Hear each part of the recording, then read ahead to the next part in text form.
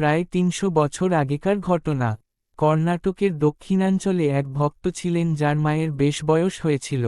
তার মায়ের ইচ্ছে ছিল কাশী যাবেন, আর বিশ্বনাথের কোলে, শিবের কোলে প্রাণ ত্যাগ করবেন। তিনি জীবনে কখনো কিছুই চাননি, কেবল এই একটি জিনিসের জন্য তিনি ছেলের কাছে অনুরোধ করলেন। তিনি বললেন, দয়া করে আমায় কাশী নিয়ে চল, আমার বয়স হচ্ছে, আমি ওখানে গিয়েই মরতে চাই।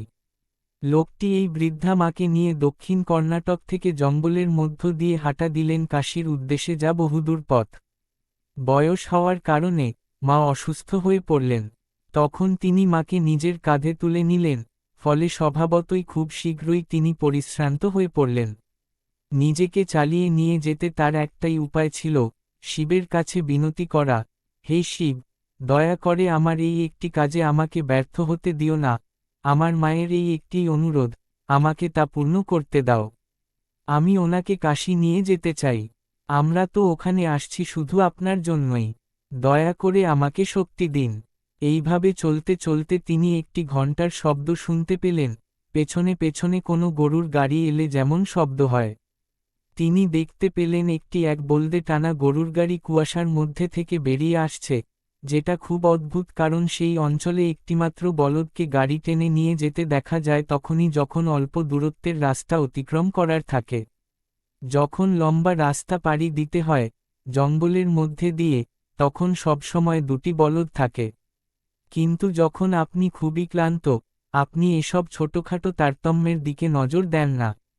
গাড়িটি যখন কাছে এলো, তিনি চালকের মুখ দেখতে পেলেন না কারণ চালকের মুখ ছিল ঢাকা এবং চারপাশে কুয়াশা।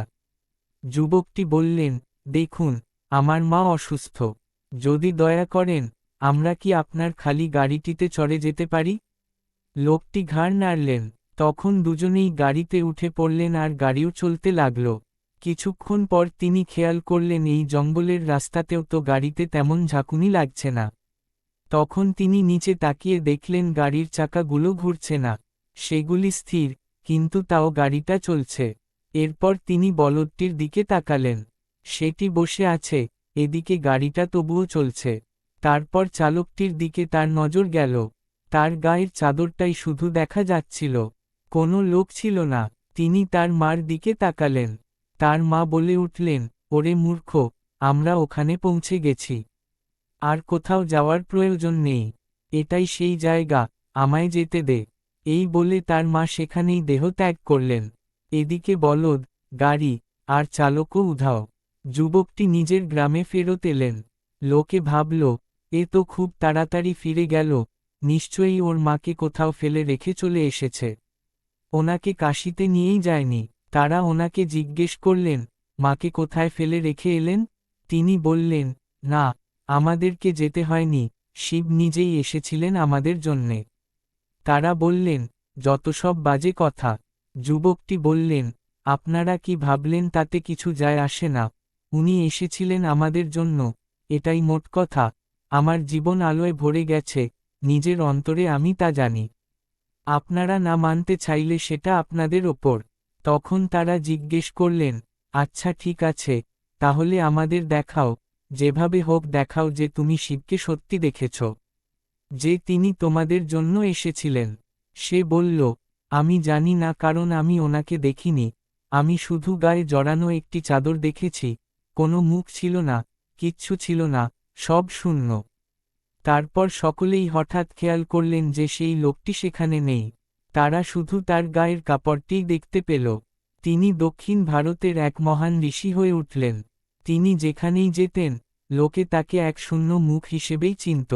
আজ আপনাদের শিবের খুবই গুরুত্বপূর্ণ দুটি বাণী শোনাব। ১. ধন সংগ্রহ। শিব পুরাণ অনুযায়ী সঠিক পথে ধন উপার্জন করুন। তারপর সেই ধনকে ৩ ভাগে ভাগ করা উচিত। এর একটি অংশ ধন বৃদ্ধি অর্থাৎ সঞ্চয়, দ্বিতীয় অংশ উপভোগ ও তৃতীয় অংশ ধর্মকর্মের কাজে ব্যয় করা উচিত। এর ফলে জীবনে সাফল্য লাভ করতে পারবেন। ২. রাগ ত্যাগ করুন। এই পুরাণ অনুযায়ী রাগ করতে নেই ও রাগ উৎপন্ন করতে পারে এমন কোনো কথাও বলতে নেই। রাগ করলে বিবেক নষ্ট হয়, আবার বিবেক নষ্ট হলে জীবনে একাধিক সমস্যা দেখা দিতে শুরু করে। সমাপ্ত।